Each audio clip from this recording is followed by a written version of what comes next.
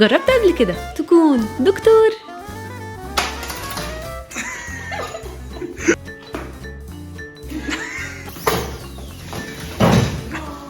بكل بساطة أنا أمنية، والنهاردة قررت أشتغل دكتورة وأحقق حلم الطفولة البريء. لو سألت أي حد وهو صغير نفسك تطلع إيه هيقولك دكتور طبعا. ده قبل ما يعرفوا إنهم بيدرسوا 7 سنين وسنة امتياز وتكليف وليلة كبيرة قوي.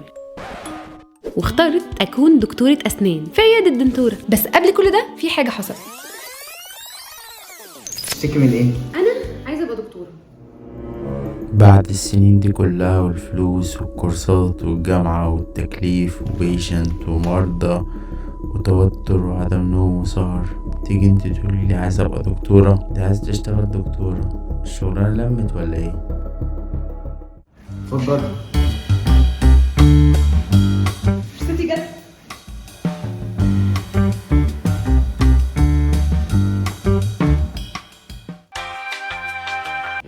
قولي بقى أنا عامل إيه؟ قبل ما نبدأ أي حاجة روح اغسل إيدك. ايه هو اللي انا سمعته ده حقيقي؟ ماشي. انا خلاص اتعلمت اعمل كل حاجه صح. ودكتور طارق هيقول لي ازاي ابقى دكتوره من ادبي. لو ما تعرفوش الاسنان فيها مجالات تانية انا بحبها غير الدكتوره، زي الهندسه والطب والتجميل والتصوير. الحاجه الوحيده اللي بفهم فيها لازم احبها، والنحت والفنون. كوكتيل كده علوم وفن. ده حتى الالوان ما سابوهاش في حالها، بيدرسوا الالوان. متخيلين؟ عشان سنانك تبقى كولرفول واكتر عضو بتستخدمه هي اسنانك. بتاكل وبتشرب وبتتكلم وبتصوت. بس قبل كل ده هبدا استكشف. كشخص اول مره يكون دكتور هتنبسطوا بالبلطو الابيض قوي. ليه كده شعور غريب؟ ده قبل ما تعرف ايه اللي هيحصل لك. انا واحده جاهله وقلت ان انا دكتوره. انا جاهله. الدكتور الشاطر طول الوقت بيتعلم حاجات جديده زي كده، وبيبقى عنده معلومات وادق التفاصيل بحاله المريض وتاريخه. التفاصيل اللي محدش بيركز فيها غيره. كل حاجه بدات استغربها عشان المفروض استخدمها وانا اصلا مش عارفه هستخدمها ازاي. كل حاجه في كيس لوحدها متعقمه وجاهزه للشغل. في حاجات اكيد هعرف مع الوقت استخدمها صح. قولي بقى. وده جهاز تبييض. ودي إبر صح كده؟ صح يا دكتور طارق؟ صح يا أمنية. ودي لمبة ألووز محروقة. ايه ده؟ هو ايه ده؟ ده شكله مدفع الإفطار صح؟ ده جهاز الأشعة يا أمنية، ركزي شوية. طيب ماشي. وده تليفون العيادة بقى. لا يا بنتي، ده الجهاز اللي بيشغل مدفع الإفطار، أقصد جهاز الأشعة. ماشي فهمت. خلاص أنا هركز معاك أنت بتعمل ايه وهعمل زيك.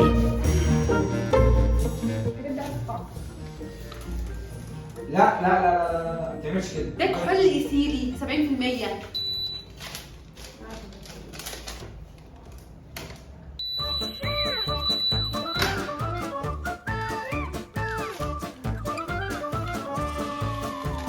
بتعملي ايه؟ بتعملي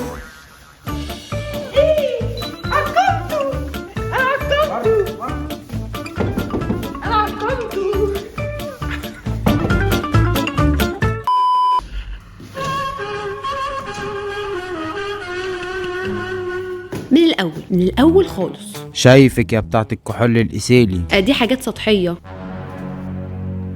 بمناسبة الحاجات السطحية، مبدئيا كل حاجة اتلمست أو ما اتلمستش بتتطهر. ماشي، أنا كنت هعمل كده على فكرة. وما عملتيش كده ليه؟ بس أنت ما اديتنيش فرصة أعبر عن نفسي. كل الأسطح بيتم تغطيتها. ايه ده؟ أنا مفكرة إنك لسه مشتريها جديد. لا، ده عشان التعقيم مش مجرد كحول. الموضوع كبير، فهمت بقى؟ فهمت خلاص. أنا خلاص اتعلمت أعمل كل حاجة صح.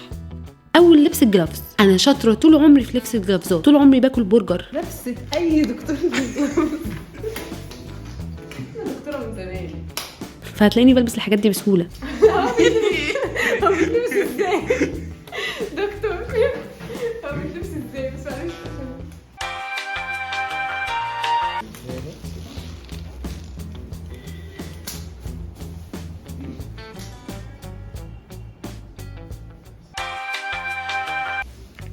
ما ينفعش نعمل الكلام ده، بس انت قطعتيه.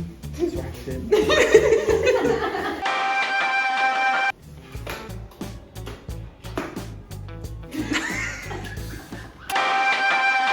ودكتورة شاطرة جدا. بدأت أعرف أسيطر وأعمل كل حاجة إزاي.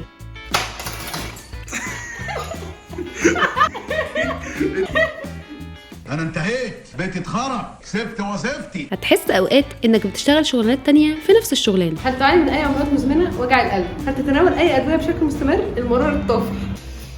ليه؟ اكيد بعرف استخدم ادواتي كويس.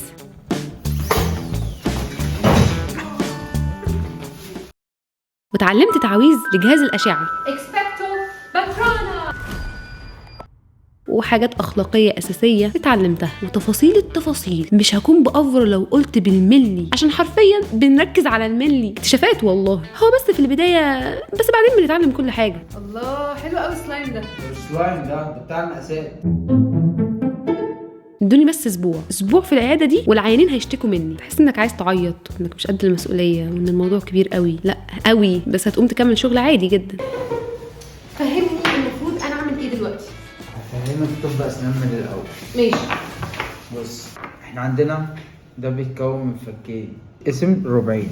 الربع اللي هنا سنترال انسايزر واللاترال والكاناين. في مولر، وبعد كده في المولر كل فك فيه كام سنه؟ 18 سن، 32 سن. اسمه ابر، واللور ده الفك السفلي. هو هتهرب من شغلانتي هي لشغلانه تانية؟ ما طبعا هعمل كده. انا اشتغل سكرتير احسن. انتي برضو عايزه تتعلمي اكتر وتكوني مسؤوله. ما انتي دكتوره يا امنيه. انا جات لي فكره وبدات استكشف وجالي اسئله كده كنت عايزه اجابتها. طبعا بالليل كده قبل ما تنام بتفضل كده الناس اللي اسنانهم بتوجعهم، صح؟ طبعا يعني. طب ماشي، لو انت مش بتدعي الناس اسنانهم بتوجعهم، انا عايزه اعرف مش كل حاجه علاجها مضاد حيوي؟ لا طبعا مش كل حاجه لها علاجها مضاد حيوي. كتر استخدام المضاد الحيوي نفسه بيخلي بعد كده ما يكونش ليه تاثير بعدين. كمان دي من اكبر المشاكل اللي ممكن تقابلنا في المستقبل، استخدام المضاد الحيوي عمال على بطال. انا كنت عايزه برنامج الرسام، هو معقدها ليه كده؟ انا بحب قوي المجال ده. تخيل تبقى دكتور بتصور وعندك برنامج يوريك بقك وبتلون، بس هتزهق. طريق بالعكس طريق ده بيقول لك ب 6000 جنيه. اشتغلي تعملي ايه؟ فانا مش عارفه المفروض اعمل ايه. وبعد ما شفنا الشطاره دي كلها اتأهلت اشتغل على عيانين. امسك سكشن.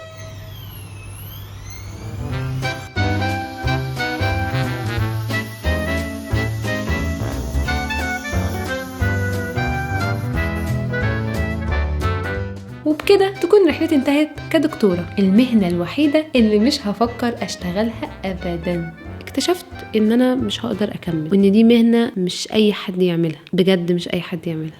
عشان كده